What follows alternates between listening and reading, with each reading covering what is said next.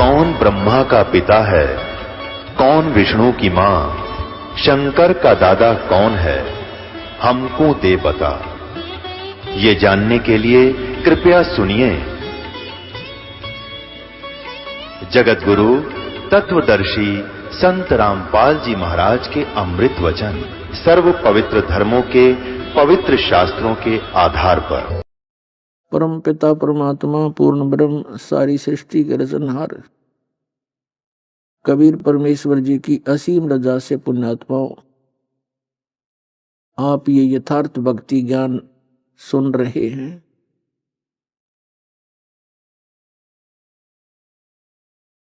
ना जाने कौन से युगों युगों के आप जी के पुण्य संस्कार आपके साथ जुड़े हुए हैं, जिस कारण से आप जी को मानव शरीर उस समय में मिला हुआ है जो समय परमात्मा ने पहले निर्धारित किया हुआ था। कलयुग का ये 5500 वर्ष जब बीत जाएगा, उस समय परमात्मा ने कहा था कि सभी पुण्यात्माओं को सतभक्ति का संदेश देकर संपूर्ण अध्यात्म साधना का मार्ग बता करके पूर्ण मोक्ष प्राप्त कराएंगे। तो वो समय अब आ चुका है। कलयुग 5500 वर्ष बीत चुका है। परमात्मा का वो ठीक का समय, निर्धारित समय आ चुका है। तो आपकी बहुत ही प्रबल किस्मत है, बहुत पुण्यकर्मी प्राणी हो आप जी को अब मानव शरीर प्राप्त है, स्त्री या पुरुष का। पुण्यात्माओं, थोड़ी सी सतर्कता बरतना और जरा सा विवेक से काम लेना। अब के आपका युगों युगों का ये झंझट मिट जाएगा, असंख्य जन्मों का।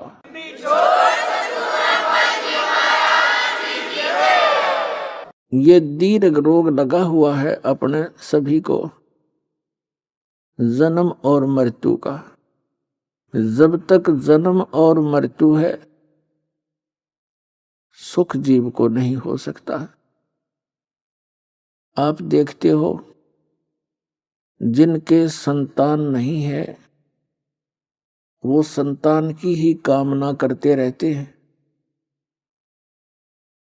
और जिनके संतान है वो अपने बच्चों में कितना प्यार से रह रहे हैं। वो छोटे छोटे बालक कितने अच्छे लगते हैं, छोटे छोटे बच्चों को माता पिता कितने प्रिय लगते हैं।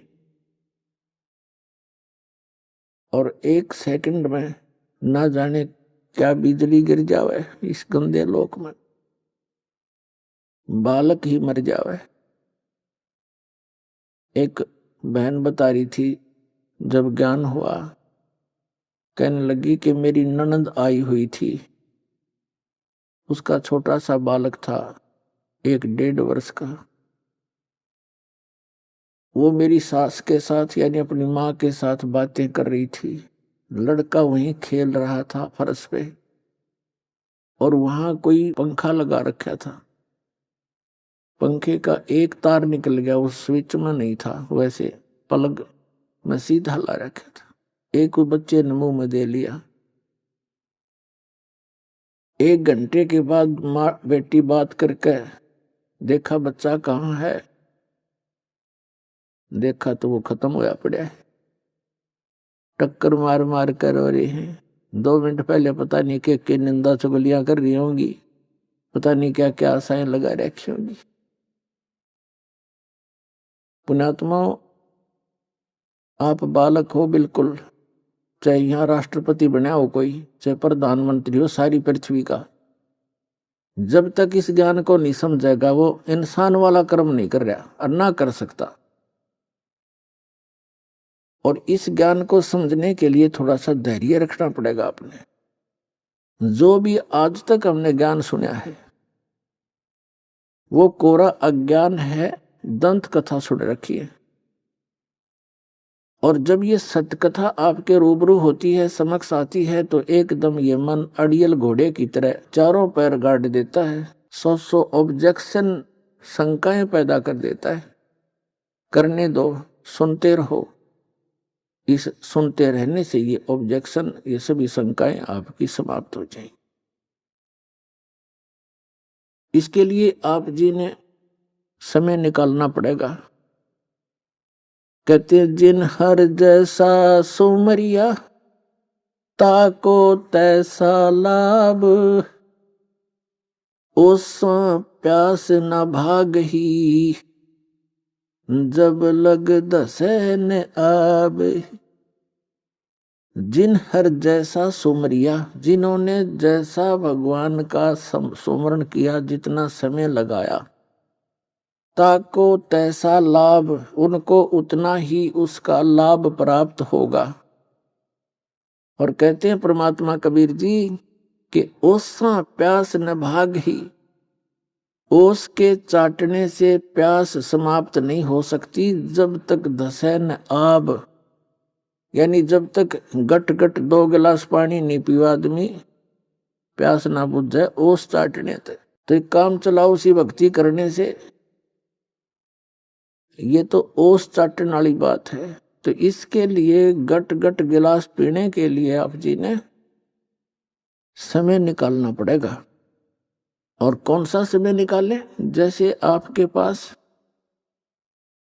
बहुत समय है जिसको हम दुरुपयोग करते रहे। जैसे 8 घंटे ड्यूटी देते हैं, ये तो कर्मचारी अधिकारियों के लिए समझ लो। उसके बाद आपके पास 16 घंटे शेष हैं, 6 घंटे सोने के ला लो, फिर भी 10 बच गए। और 10 में नहाने धोने में ला लो, 2-3 घंटे खाने में लगा लो, फिर भी आपके पास 7-8 घंटे शेष बच जाते हैं। उनको, उनमें से 1-2 घंटा भी आप भगवान के लिए दे दोगे इस दिनचर्या में, बेड़ा पार हो जाए, घने की भी जरूरत ना है।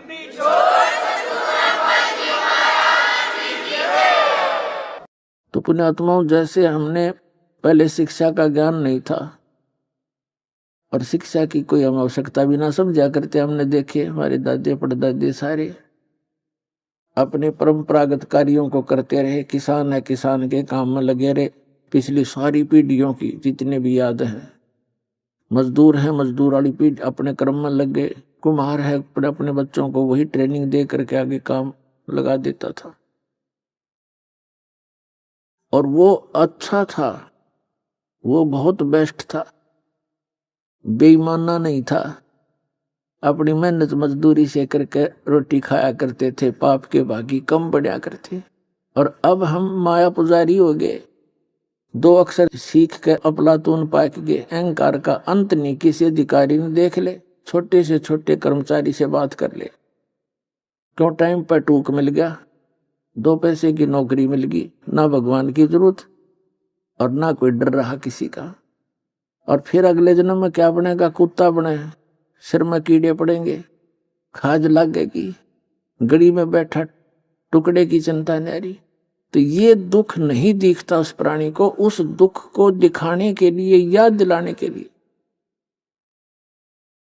ये सत्संग किए जाते हैं।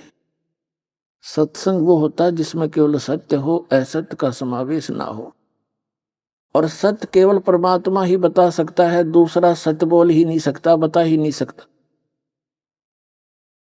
तो वो परमात्मा कौन है जो सत्य बोलता है? वो सत्य साहिब है। तो वो सत्य साहिब कौन है? वो कबीर साहिब है, जो काशी में इस कलयुग के अंदर, बनारस के अंदर, भारतवर्ष की पावन धरती पे 120 वर्ष रहे, एक जुलाहे का काम किया करते थे और अपनी मेहनत मजदूरी करके अपना निर्वाह करके एक लीला किया करते थे कि बच्चों यहाँ पर घनी शानो शौकत की आवश्यकता नहीं है, या घने धन के और कोठियां के चक्कर में पड़कर अपना जीवन नाश नहीं करना चाहिए। सब ब्रह्मांडों का दाता, सबका सृजनहार, सबका संचालक और समर्थ परमात्मा आकर के हमारे लिए एक झोंपड़ी में रहकर 120 वर्ष टाइम पास कर गया। वो ये बताना चाहते थे कि कोई नो सोचे कि ऊंची जाति वाले भक्ति कराया करें, राजा के घर पैदा हो ये भगवान हो सके जैसे राम और कृष्ण। उन्होंने सारी फड़क काट रखी हमारी। वो केवल एक सबसे निर्धन व्यक्ति का रोल कराया करते भगवान। हमें परमात्मा पर दृढ़ करना चाहते थे, वो चाहते हैं, आज भी चाहते हैं। जब तक तुम अपने संसारिक लोगों पर आश्रय रखते हो, उन पर आस रखते हो कोई अन्य वस्तु की प्राप्ति के लिए, तो वो तो जो मनुष्य है मानव सत्र का ही आपको लाभ दे सकता है, और परमात्मा सारे लाभ देता है। तो परमात्मा कबीर जी चाहते थे कि आप जी भगवान पर आश्रित हों। और ये संसारिक जो चोचले हैं इनसे कुछ उल्टे हटो। तो प्रसंग चल रहा था कि अब शिक्षा प्राप्त करके हम बेईमान और हो गए, चतुरता आ गई हमारे अंदर, एक शिष्टाचार खत्म हो गया। तो कहने का भाव ये है कि जो हम इस क्रिया को करते आ रहे हैं, हम उसी को फाइनल मान लिया था, हमें कोई यादें नहीं आवे थी कि और भी काम है इस मनुष्य जीवन का। कहते सतगुरु आए दया करी, ऐसे दीन दयाले, बंदी छोड़ वृद्धतास का जठरगनी प्रतिपाले। कहते सतगुरु आए दया करी, ऐसे दीन दयाल। आत्मा को जब ये ज्ञान होता है ना, फिर यह तड़प उठती है, एक बता कि क्या काम हम कर रहे थे, करना क्या चाहिए था हमने। उसके लिए परमात्मा से फिर कैसी पुकार करती है।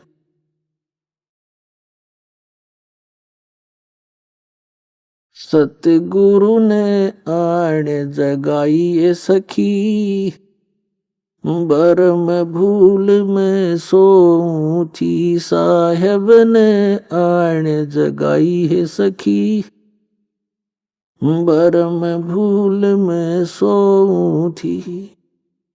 जब ये आत्मा जागती है फिर इसके एकदम ये सतर्क होती है और विवेक करती है, क्या क्या काम कर रहे थे, क्या इतना ही काम था मनुष्य जीवन का।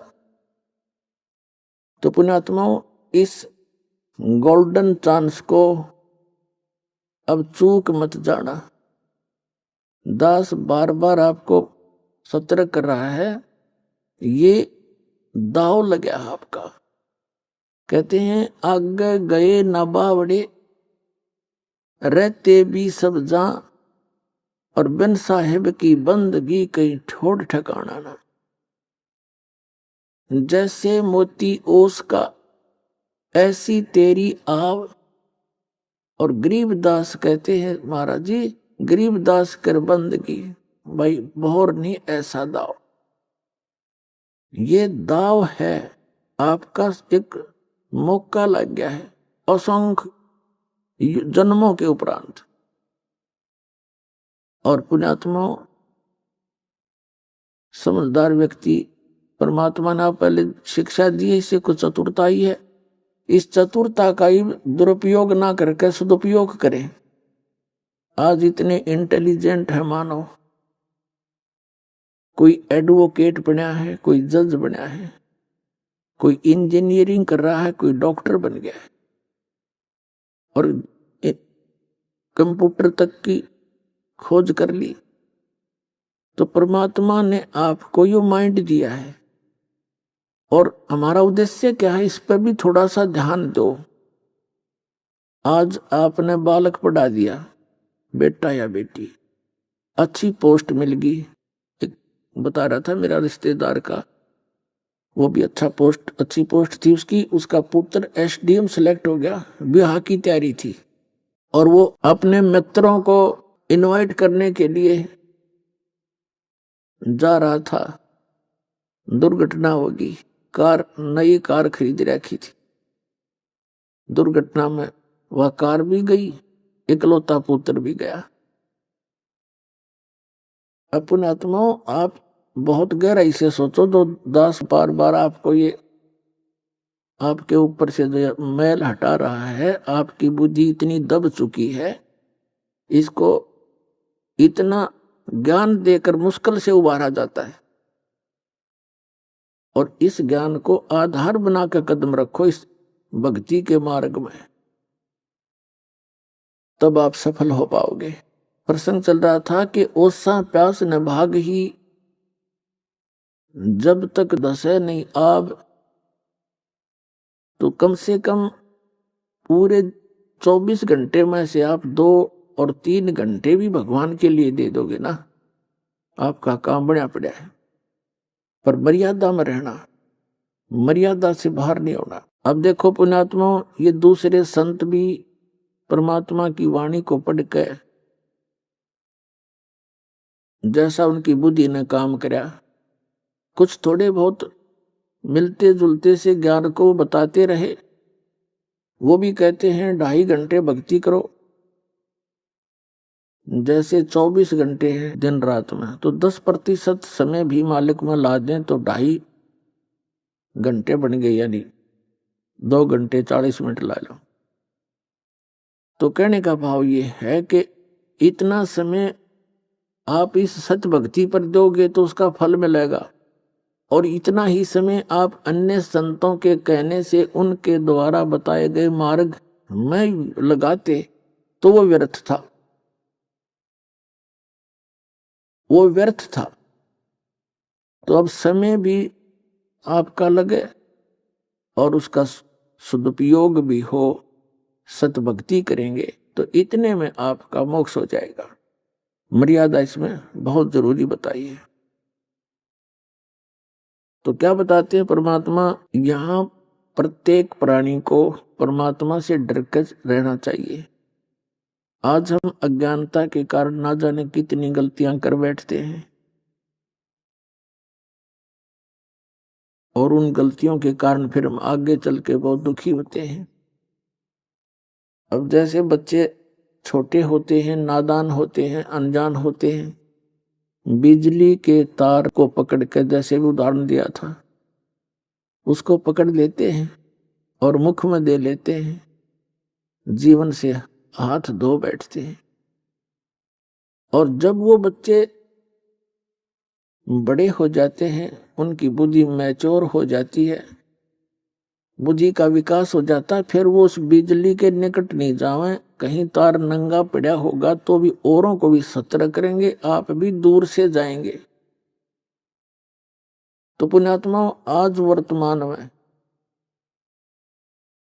ये दास जब जेई की नौकरी लगा था हरियाणा सरकार में, इरिगेशन डिपार्टमेंट,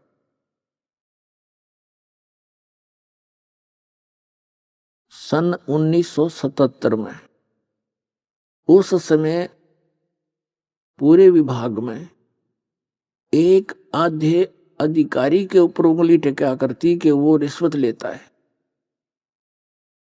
और सब हॉनेस्ट होते थे। और जब दास ने सन 1995 में इस भक्ति मार्ग पर लगा, गुरुदेव के आदेश से नाम दीक्षा देने लगा, समय का अभाव हुआ। 1995 में 18 वर्ष सर्विस करके रिजाइन कर दिया, सर्विस छोड़ दी।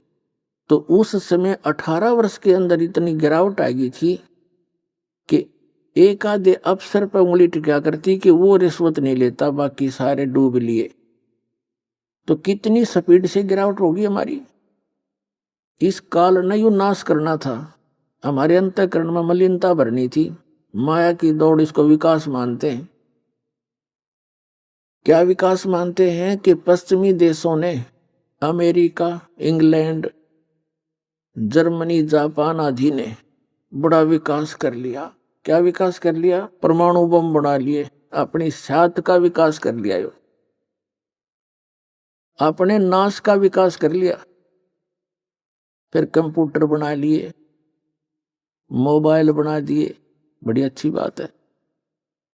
अपनात्माओं, यदि भक्ति नहीं है, भगवान राज्य नहीं है, प्रसन्न नहीं है, और 2 वर्ष वर्षा ना करे परमात्मा, इनकी यह विज्ञान भी, इनका विकास भी धरा धराया रह जाएगा सारा। इनमें कोई बैठनी है ना पावे, टक्कर मार कर मर जा जनता। इन आपदाओं से बचने के लिए, और यहां तो सुख हो ही नहीं सकता। एक तरफ से कोई विकास होगा, दूसरी तरफ से और दुख पैदा हो जाता है। अब दूसरी बात, जैसे भारतवर्ष के अंदर, जैसे पहले भारतवर्ष पराधीन होने के कारण विकास नहीं कर सका, लेकिन विकास नहीं हुआ तो आत्मा का नाश भी नहीं हुआ था इतना जितना स्वतंत्र होने के बाद हो गया। पहले अपना नेक नीति से रहा करते थे, भगवान से डरते थे। अब बद फैल गए हमारे। तो कहने का भाव ये है कि अब भी भारतवर्ष के अंदर अभी इंसानियत भी जीवित है, बड़े छोटे की थोड़ी बहुत मर्यादा भी जीवित है, और निर्लज्जता भी बहुत कम है। उसकी कहीं कहीं आग लगी दिखाई देती है, जैसे गुड़गांव जैसे शहर में इसको विकास मानने लग गया आजकल। लड़कियां अर्धनग्न घूमती हैं, ये खाक विकास है? पता नहीं किसी किसी पजामी पहन के अंडे कार्टून बन के, तो ये विकास है? तो पुण्यात्मा, आत्मा के नाश को हमने विकास मान लिया। विकास अब शुरू होगा। हम परमात्मा की शरण में रहेंगे, भक्ति करेंगे, और परमात्मा हमारे को अनेक आपदाओं से बचाएगा। और जो आवश्यकता हमें होगी हमारे अनुकूल, उस आवश्यकता को भगवान पूरा करेगा। कितना है कोई अपने आप को विद्वान मान रहा हो और वैज्ञानिक मान रहा हो, और उसके सामने कोई आपत्ति आ जाती है तो कोई विकल्प नहीं उसके पास, और हम उस परमपिता की आड़ में चलेंगे, शरण में रहेंगे, तो हमारे ऊपर कोई ऐसी आपत्ति आओगी तो परमात्मा आपको नारा दिखाओगा कि भगवान ऐसे काम करता है। तो पुण्यात्माओं, हमने भगवान पर आश्रित होना है। ठीक है, परमात्मा की देन है, जैसे कंप्यूटर है, ये एक विशेष देन है भगवान कबीर साहब की। इसका अब सदुपयोग होना चाहिए, इसका सदुपयोग हो। सदुपयोग कैसे हो? वैसे तो होगा, ये तो परमात्मा ने दिया, इसलिए ना मानव सत्र की सोच नहीं है। या कंप्यूटर और इंटरनेट यहाँ से बैठे पूरे विश्व में भेज देते हैं, कहीं टीवी ऑन करो और सुन लो, इंटरनेट देखो, खोल लो अपना, वहां से सब देख सकते हैं। तो अभी तक इस टीवी का में क्या दिखाया जाता है? राजनेताओं की चोरियां, उन्होंने ऐसा करा, उसने ऐसा किया, उन्होंने ऐसा किया, चलो ठीक है। फिर कोरी बकवाद फिल्म, बेहुदी फिल्में दिखाई जाती हैं। फिर ये मोबाइल बन गए, इन मोबाइलों के अंदर ऐसे कुछ भी गंद भर लो इनमें, लेकिन अब इनका हम सदुपयोग करेंगे। इन टीवी चैनलों के ऊपर भगवान की चर्चा चला करेगी, और मोबाइलों के अंदर परमात्मा की वाणी होया करेंगी। ये बकवाद नहीं रहेंगी कुछ दिनों में।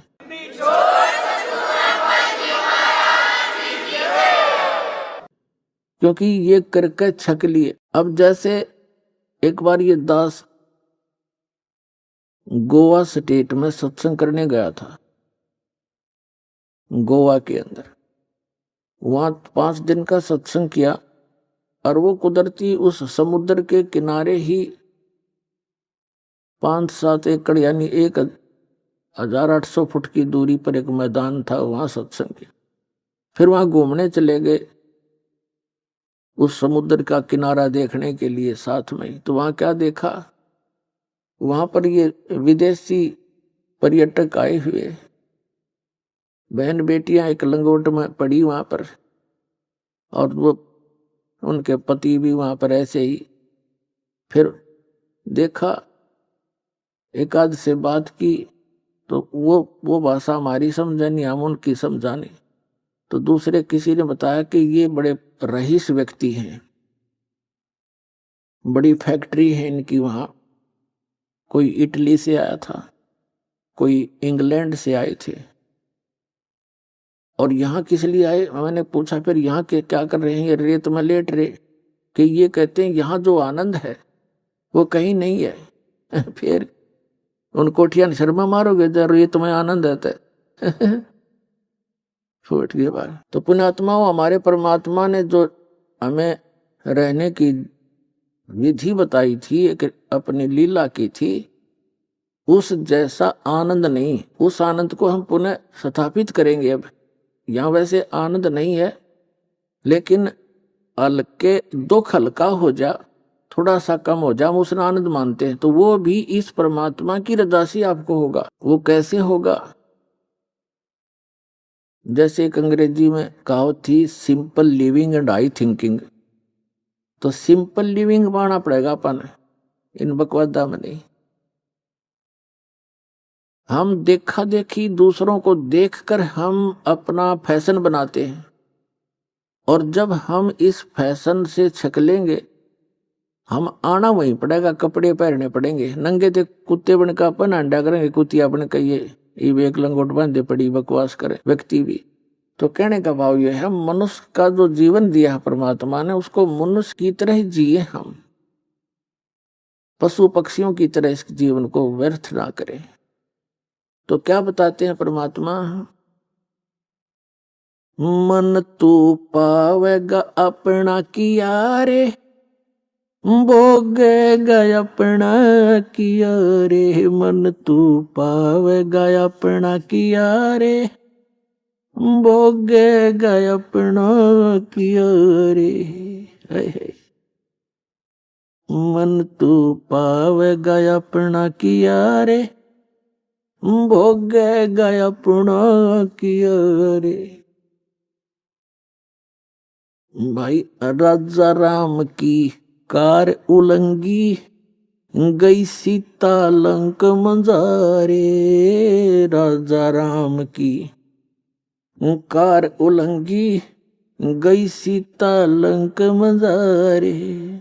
10 मस्तक रावण के काटे, विभीषण को राज दिया रे। मन तू पावेगा अपना किया रे, भोगेगा अपना किया रे।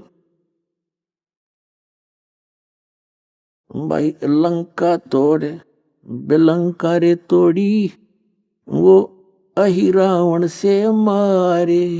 लंका तोड़ बिलंका रे तोड़ी, अहि रावण से मारे।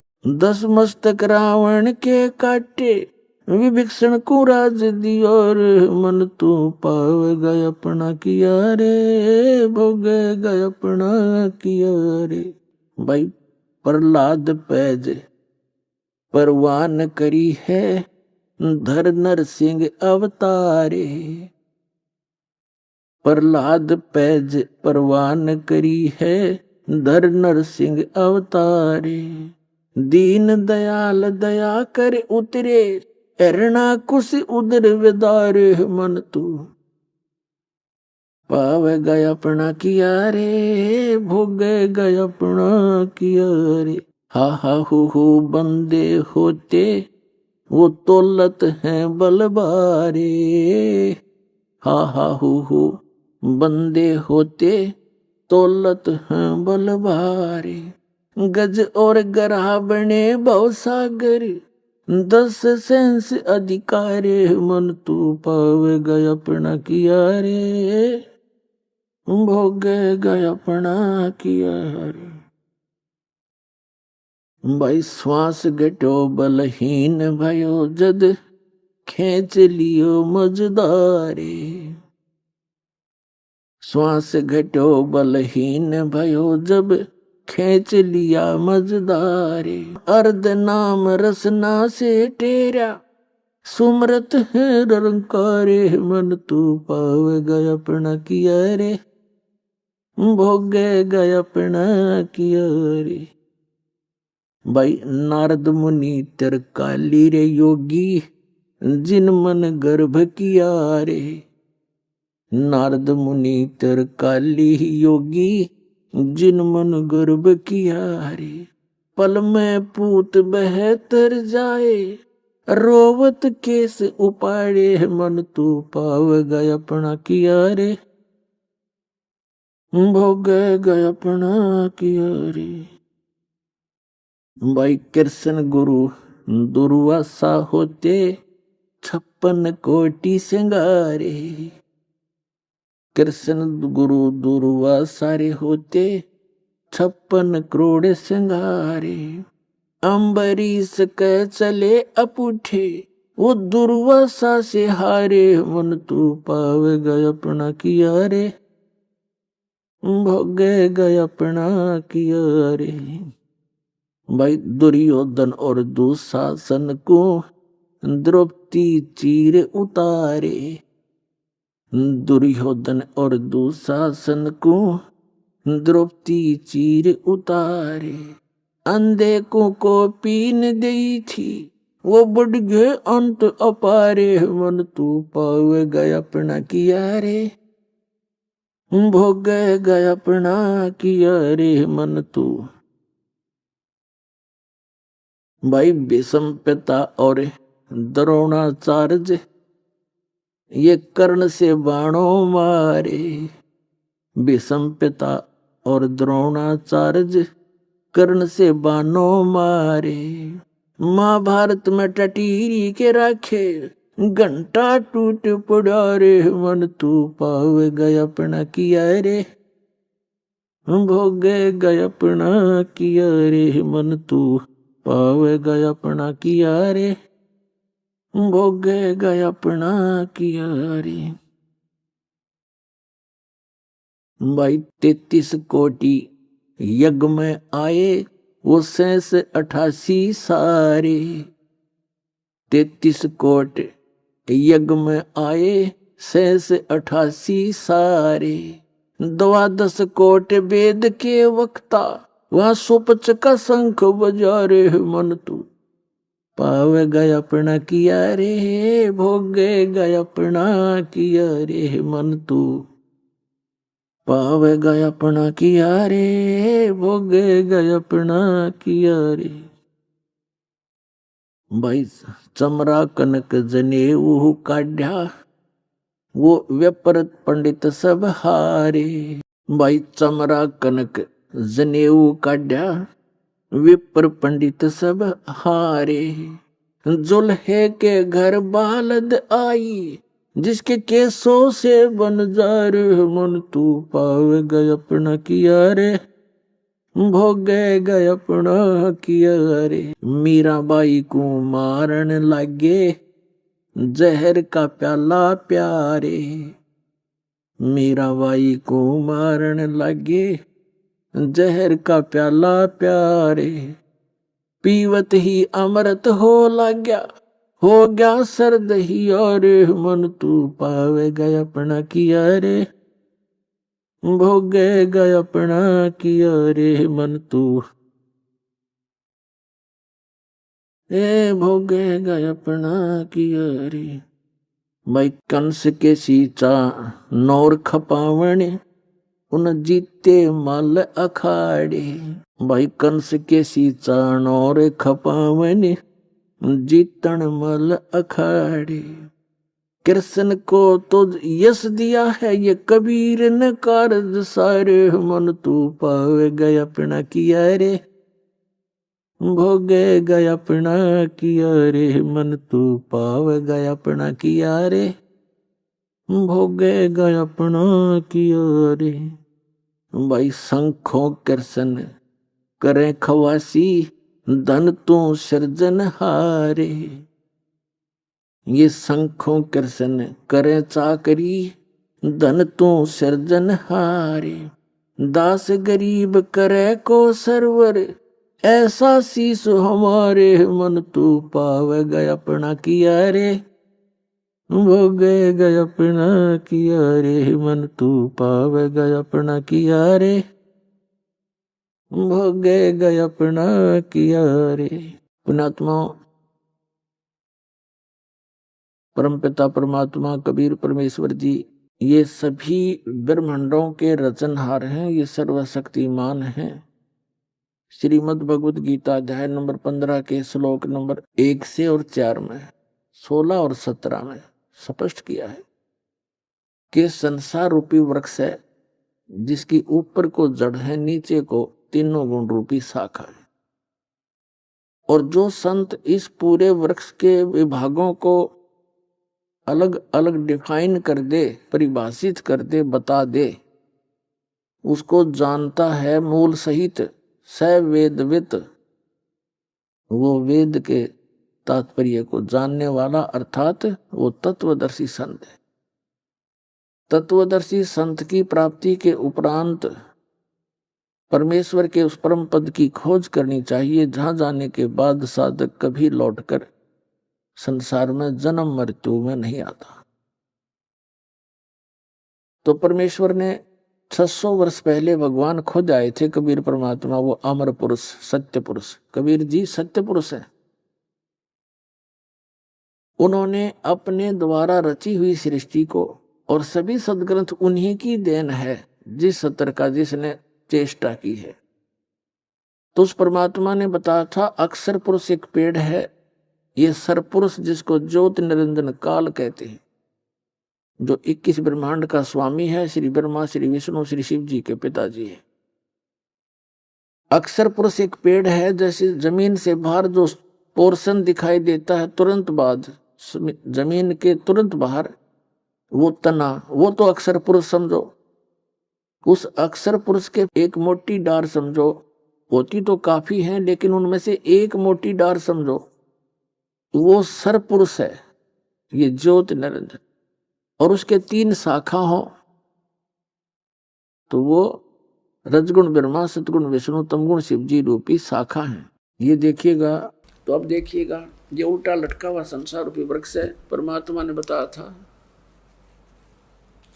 अक्षर पुरुष एक पेड़ है जो जमीन से बाहर दिखाई देता है, वो पोर्शन उसको वृक्ष कहा जाता है। ये समझ लो एक वृक्ष है, और ये तना ये अक्षर पुरुष है, इसको परब्रह्म भी बोलते हैं। इतना पोर्शन समझो इस संसार रूपी वृक्ष का।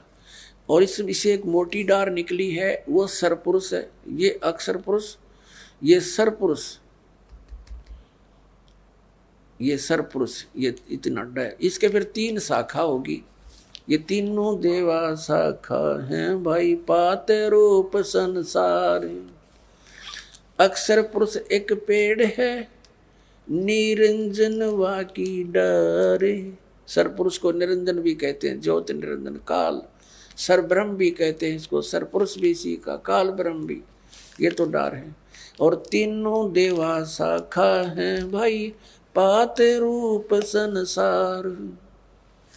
ये अमृतवाणी परमात्मा है।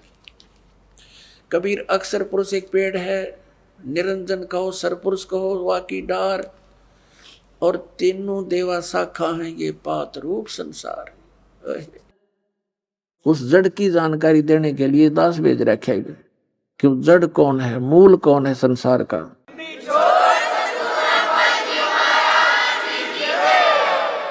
तो ये मूल जो है, ये परम अक्षर ब्रह्म है, ये कबीर परमेश्वर है, जो काशी में धानक रूप में, जुलाहार रूप में रहा करते थे। और वो खुद भी कहते हैं कि अवगत से चल आया, मेरा कोई भेद मर्म नहीं पाया। मात पिता मेरे कुछ नाही, ना मेरे गरदासी,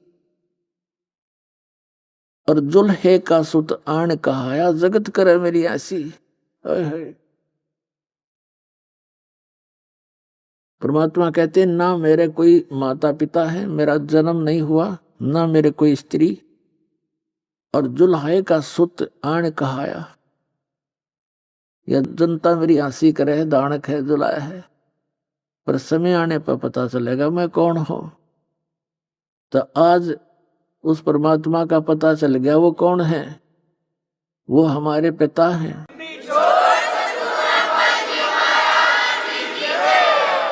तो इसमें बताया है गीता अध्याय नंबर 15 के श्लोक 16-17 में 3 पुरुष बताए, एक सरपुरुष एक अक्षर पुरुष।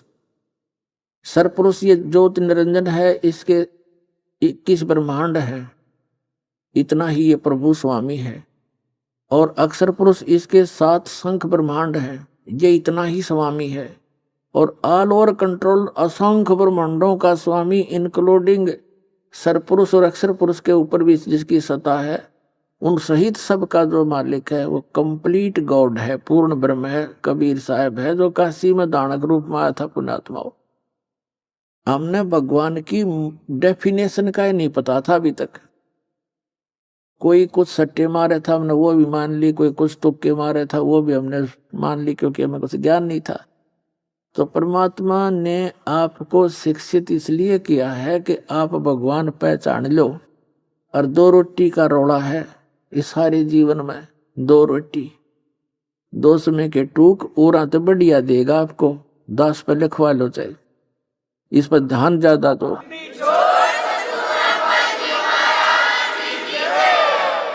लेकिन हमने भक्तों की तरह रहना पड़ेगा, बकवादियों की तरह नहीं। एक ऐसा समाज तैयार करना चाहता है ये दास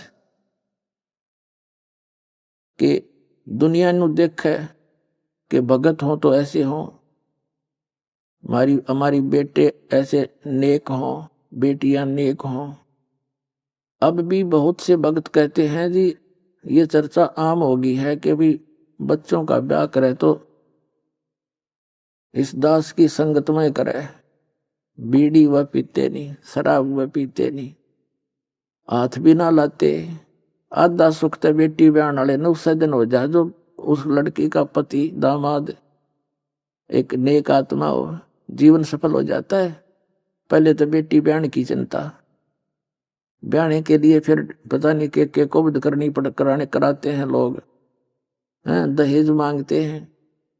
तो यहाँ तो कति कलीन चिट कर रखी है दास ने, जो रिश्वत लेगा, जो दहेज लेगा, बीड़ी शराब मांस तम्बाकू पीवेगा, वो भक्ति के आसपास नहीं रहेगा। भगवान साथ दे नहीं, और भगवान साथ नहीं देगा तो फिर भगत की सा, और भगता के तो भगवान साथ दिया करे, हाथा पर रखेगा अपना परमात्मा, सबको याद रखना। और फिर ये समाज हमारा किसी भी फील्ड में जाएगा, चाहे कोई डॉक्टर बनियो, चाहे इंजीनियरिंग बनियो, क्योंकि रोटी के लिए जो चल रही है इसमें थोड़ा बहुत तो हिस्सा लेना ही पड़ेगा आपसे। और चाहे कोई अन्य किसी फील्ड में भी जाएगा, भगवान से डर के रहेगा, निर्भय होकर काम करेगा बेटा या बेटी, जहां भी, चाहे कोई बिजनेस में होगा या अपने घर में रहेंगे, शांति से रहेंगे। तो कहने का भाव ये है, जो हाहाकार माचरी से बताओ, वर्तमान में जजों पर भी उंगली टेक के कुछ लोग भ्रष्ट हो गए, प्रशासनिक अधिकारी, फिर कहाँ जावा ये जनता गरीब। राजनेताओं की ताब रोज कल की पार्टी देखो हो, किसने इतने घपला कर दिया, उसने इतने 1000 करोड़ का, लाख करोड़ का कर दिया। सिर में मारेंगे उन करोड़ों का, ज्ञान ने कोई नहीं। उस अनजान बालक की तरह बिजली के तार को मुख में दे बैठे ये, तो फिर हाथ भी ना लावा जहर दिखाई देगा, वो पैसा कहाँ से आता है। आइए अब हम उन श्रद्धालुओं के अनुभव जानते हैं जो जगत गुरु तत्वदर्शी संत रामपाल जी महाराज जी से दीक्षा प्राप्त कर चुके हैं तथा उनके द्वारा बताए गए भक्ति मार्ग पर चल रहे हैं। नमस्कार सर। सत साहब जी। सर क्या नाम है आपका? मेरा नाम यूसुफ साहू है। यूसुफ साहू जी, आप कहाँ से हैं? मैं कवर्धा, जिला कबीरधाम, छत्तीसगढ़ का निवासी हूँ। यूसुफ जी, संत रामपाल जी महाराज से नाम दीक्षा आपने कब ली? मैंने संत रामपाल जी महाराज जी से नाम दीक्षा 15 मार्च 2016 में ली थी। संत रामपाल जी महाराज से नाम दीक्षा लेने से पहले क्या आप कोई भक्ति साधना भी करते थे? मेरा परिवार जो है गायत्री परिवार से उपदेशी था, तो उन्होंने जो साधना बताई थी वो सारी साधनाएं हम लोग कर रहे थे। मेरे पिताजी यहाँ तक कि 2.5 घंटे तक बैठकर जो गायत्री मंत्र था उसका जाप किया करते थे, और कई बार जो हवन यज्ञ होते थे उनमें भी मैं पार्टिसिपेट करता था।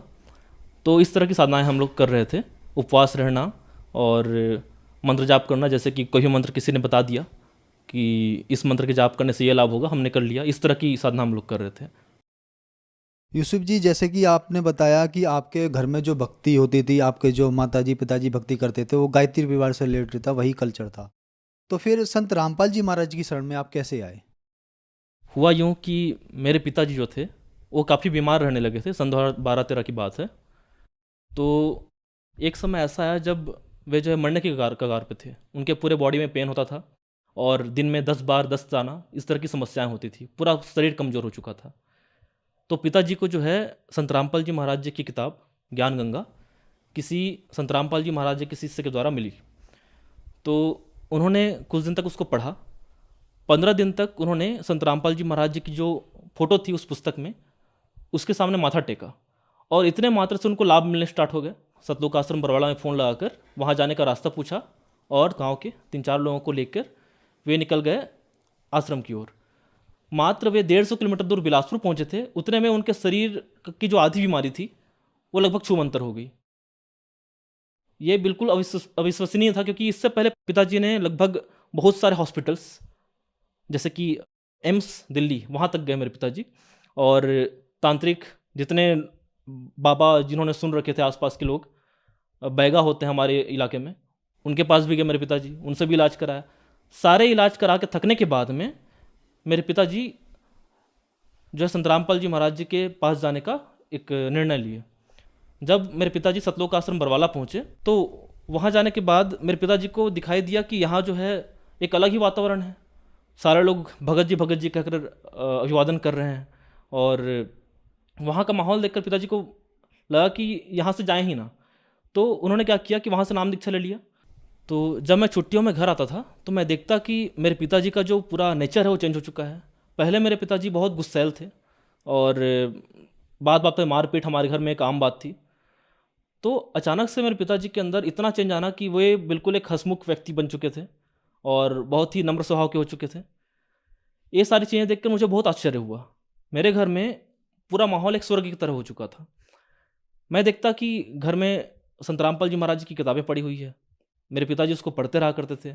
मैंने भी उन पुस्तकों को मांग कर पढ़ना स्टार्ट किया, जैसे कि आध्यात्मिक ज्ञान गंगा, गहरी नज़र गीता में, और गरिमा गीता की। उस समय गीता तरह ज्ञान अमृत, इस पुस्तक को मैंने काफ़ी अच्छे से पढ़ा। तो 1.5 महीने की उस छुट्टी में मैंने वो सारी किताबें लगभग पढ़कर समाप्त कर दी, और साथ में मैंने एक और काम किया कि गीता और जो वेद हमारे घर में रखे हुए थे उनसे मिलान करता गया। तो दास को ये निष्कर्ष समझ में आया कि संत रामपाल जी महाराज जी ने जितनी बातें लिखी है वो सारी की सारी बातें शास्त्रों से प्रमाणित है। मैंने गीता और वेद में मिलान करके जब देखा तो मैंने पाया कि जो बातें संत रामपाल जी महाराज ने किताबों में लिखी है वो सारी बातें वहाँ से हूबहू मिल रही है। इस कारण से मैं इतना तो समझ में आ गया था मेरे को कि संत रामपाल जी महाराज कोई आम इंसान नहीं है, उनका ज्ञान कोई और किसी और संत के पास बिल्कुल नहीं है। ये सोचने के बाद में मैंने स्कूल से निकलते ही, सन 2016 में स्कूल से पास आउट होते ही, मैंने सबसे पहले संत रामपाल जी महाराज से जाकर नाम दीक्षा लिया। मैंने नाम दीक्षा लिया था नामदान केंद्र सुरेगांव, जिला बालोद से। सर, कहते हैं जो भी संत रामपाल जी महाराज से श्रद्धालु नाम दीक्षा लेते हैं उनको लाभ होते हैं, तो क्या आपके साथ भी कुछ ऐसे अनुभव रहे? लाभ तो इतने सारे हैं कि मैं जब बताने लग जाऊं तो ये पूरा दिन निकल जाए, पूरी रात निकल जाए, फिर भी शायद वो लाभ ख़त्म ना हो। सबसे पहला लाभ तो ये हुआ था कि मेरे पिताजी जो कि मरने की कगार पे थे, उनको जीवन दान मिला, उनकी सारी बीमारियां लगभग ख़त्म हो गई। उसके बाद में मेरी बहन के बारे में बताना चाहूँगा। उसको माइग्रेन की समस्या थी, लेकिन जैसे ही पिताजी ने नाम दीक्षा लेकर घर में जोत लगाना और 3 टाइम की आरती पूजा ये स्टार्ट किया, तो धीरे धीरे करके हमारे घर में लाभ होने स्टार्ट हो गए लोगों को। हमारे घर में 5 सदस्य रहते हैं, मेरे माता पिता और मेरे 2 भाई बहन और मैं। तो सभी को कुछ ना कुछ लाभ होने लग गए। फिर क्या हुआ कि जब मैंने नाम दीक्षा लिया, नाम दीक्षा लेने के उपरांत मैंने पहली बार में ही जेईई मेंस निकाल लिया था गुरु जी की दया से, भगवान संत रामपाल जी महाराज जी की दया से। और उसके बाद में मैंने IIT JEE एडवांस के लिए प्रिपरेशन के लिए कोटा जाने का निर्णय लिया, कोटा राजस्थान। और वहाँ जाने के बाद में जिसके कारण से मेरा जो शरीर था बिल्कुल वीक होता गया, तरह तरह की बीमारियाँ मुझे जकड़ती गईं। मेरी स्थिति इतनी ख़राब थी कि मैं एक संतरा भी पचा नहीं पा रहा था, इतना कमज़ोर हो चुका था मैं। तो ये बात है लगभग जुलाई अगस्त की। मेरे पिताजी उस समय मुंडका आश्रम में थे, तो उन्होंने मुझे कहा कि बेटा तू तुरंत मुंडका आश्रम आ जा। मुंडका आश्रम संत रामपाल जी महाराज जी का आश्रम। तो वहाँ जब मैं पहुँचा, मात्र 6 दिन मैं वहाँ पर रहा था, और 6 दिन के अंदर अंदर मेरा शरीर जो एकदम वीक हो चुका था पूरी तरह से हेल्दी हो गया, तंदुरुस्त हो गया। तो भगवान की दया रही कि उसके बाद मैं दोबारा आकर अपना पढ़ाई कंटिन्यू कर पाया। संत रामपाल जी महाराज जी के इस आश्रम में कुछ सेवाएं मिली। उन सेवाओं को करने के दौरान मेरे नाक की एक समस्या थी, उसका भी मुझे निजात मिला। जैसे पहले मेरे साथ ये समस्या थी कि जब भी मैं सांस लेता तो उससे आवाज़ आती थी, सीटी की आवाज़ आती थी, और कभी कभी मेरा नाक इतने बुरे तरीके से ब्लॉक होता कि मैं मुंह से सांस लेता था। नाक से जब छींकता था मैं, तो छींकने के साथ साथ नाक से खून निकलता था कई बार। इस तरह की समस्याएं थी। मेरे आँख से आंसू निकलना, ये बिल्कुल कॉमन था। मैं थोड़ी देर भी मतलब गर्म हवा में नहीं रह पाता था। ये सारी समस्याएं जो थी लगातार मुझे परेशान करे जा रही थी। लेकिन जैसे ही मैं संत रामपाल जी महाराज जी के आश्रम में सेवाओं में गया, सेवा करते करते ही भगवान की दया से एक डॉक्टर के थ्रू मेरा इलाज चलना स्टार्ट हुआ इसके लिए, और एक छोटे से ऑपरेशन मात्र से ही मेरी जो नाक की समस्या थी वो पूरी तरह से ख़त्म हो गई। ये बहुत बड़ा लाभ हुआ मुझे।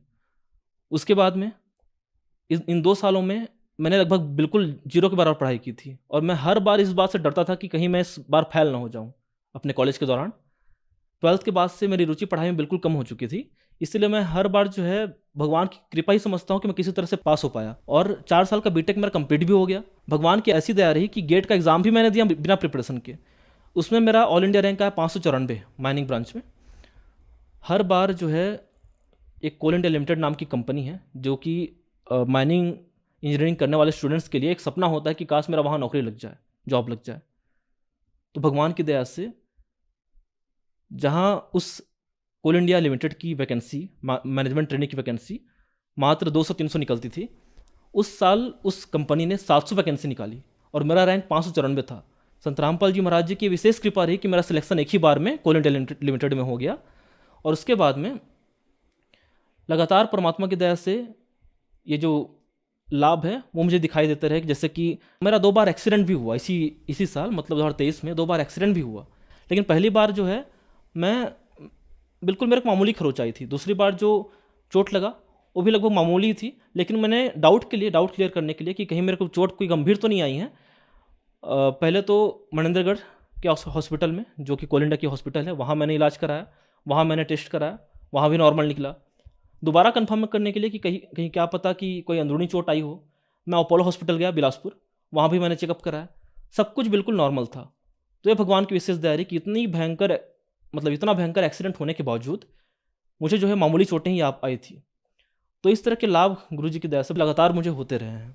जैसे कि अभी संत रामपाल जी महाराज से बहुत सारे ये IIT या मैनेजमेंट स्टूडेंट जुड़ रहे हैं, काफ़ी ज़्यादा जुड़ रहे हैं। तो सर, संत रामपाल जी महाराज शुरू से ही भक्ति दे देते हैं। तो एक हमारे समाज में धारणा है कि भक्ति तो बाद का काम है, बुढ़ापे का काम है। कहीं ना कहीं आप भक्ति करके अपने आपकी जो यंग लाइफ है उससे कहीं समझौता तो नहीं कर रहे हैं? बिल्कुल नहीं। संत रामपाल जी महाराज जी ने हमको बताया है यदि हम इस समय भक्ति कर लेंगे तो जो बुढ़ापा है हमारा वो अच्छे से कट पाएगा। यदि हम इस समय भक्ति नहीं करते हैं तो हमारे कर्म ऐसे ही बिगड़ते जा रहे हैं। हमने जो पुण्य पिछले जन्म में कमाए थे उसी को हम इस जन्म में खर्च कर रहे हैं। संत रामपाल जी महाराज जी बताते हैं। तो जब तक हमारा बुढ़ापा आता तब तक हमारे पुण्य बहुत क्षीण हो चुके रहते हैं, तो उससे हमको कष्ट पे कष्ट आने लगते हैं। उन कष्टों से बचने के लिए ही इस समय भक्ति करना बेहद जरूरी, सबसे पहली बात। और दूसरा, हमको जो सांस मिला है ये बहुत ही अनमोल है। तो एक एक सांस जो हमारा जा रहा है, हम मौत की ओर बढ़ते जा रहे हैं। और ये जो मनुष्य जीवन है इसका मूल उद्देश्य ही है कि हम भक्ति करके संसार से पार हो सके। यदि हम जवानी में भक्ति नहीं करते हैं, क्या पता हमारी कल मृत्यु हो जाए, क्या पता बुढ़ापा ही ना आए और हम उससे पहले ही इस लोक से चले जाएं, तो हम भक्ति कर ही नहीं पाएंगे और बिना भक्ति के ये जीवन व्यर्थ चला जाएगा, हम यहाँ से नहीं निकल पाएंगे। यूसुफ जी, एक बात और, जैसे कि आप एक पढ़े लिखे व्यक्ति है और मैंने आपसे शुरुआत में पूछा कि पहले आप क्या भक्ति साधना करते थे, तो आपने बताया कि हम जो पारंपरिक पूजाएं, जो देवी देवताओं की पूजा करते थे, और संत रामपाल जी महाराज जी के बारे में क्या कि वो देवी देवताओं की पूजा छुड़वाते हैं। ये बात सही है कि संत रामपाल जी महाराज से अगर भक्ति लेनी है तो देवी देवताओं की पूजा छोड़नी पड़ेगी? पूजा छोड़नी नहीं है। संत रामपाल जी महाराज जी कहते हैं कि तीनों देवा कमल दल बसे, ये ब्रह्मा विष्णु महेश, और प्रथम इनकी वंदना, फिर सुन सद्गुरु उपदेश।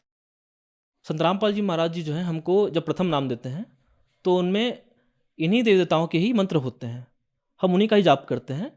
बस हमारी पूजा विधि में, हमारी साधना में फ़र्क आया है, लेकिन हम उनको छोड़ नहीं रहे हैं। जैसे कि मैंने कहा था कि जो ये संसार रूपी वृक्ष है, इसके सही भागों को संत रामपाल जी महाराज जी ने विस्तार से बताया है।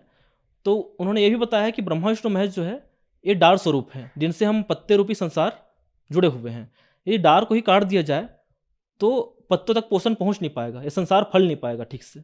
इसीलिए संत रामपाल जी महाराज जो हम जो सोचते हैं कि वे भगवानों को, देवी देवताओं को छुड़ाते हैं, ये बिल्कुल एक गलत, एक भ्रांति है।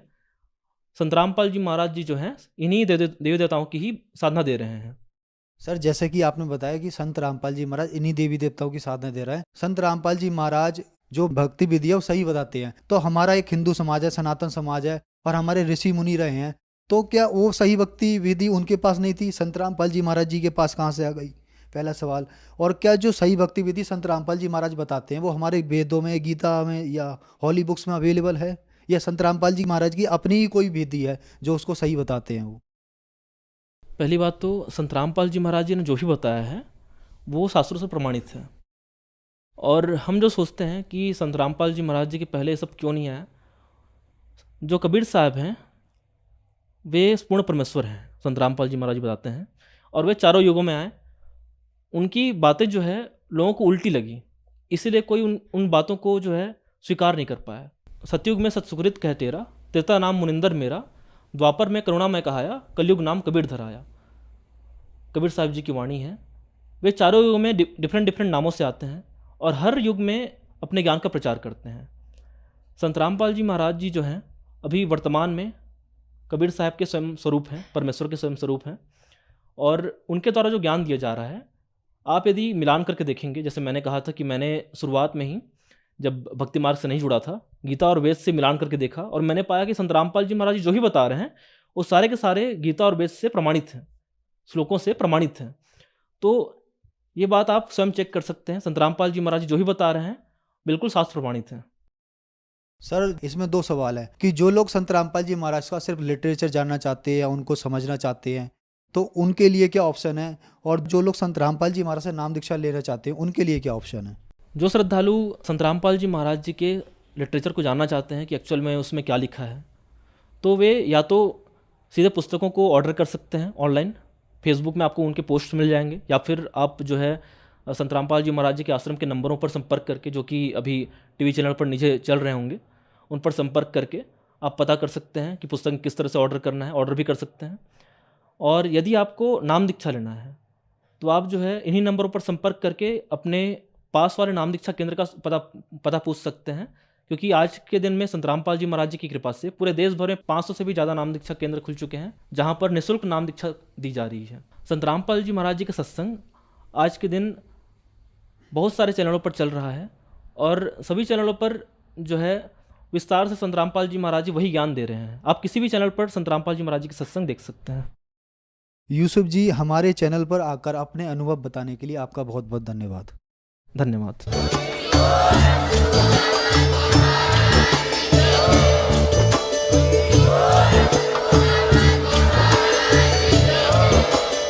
आप सुन रहे थे जगत गुरु तत्वदर्शी संत रामपाल जी महाराज जी के मंगल प्रवचन। अधिक जानकारी के लिए विजिट कीजिए हमारी वेबसाइट www.jagatgururampalji.org। संत रामपाल जी महाराज जी के शुभ आशीर्वाद से पूरे विश्व भर में 500 से भी ज्यादा नाम दीक्षा केंद्र हैं, जिन पर संत रामपाल जी महाराज जी द्वारा ऑनलाइन निःशुल्क नाम दीक्षा दी जा रही है। अपने नजदीकी नाम दीक्षा केंद्र का पता करने के लिए संपर्क करें 8222880541।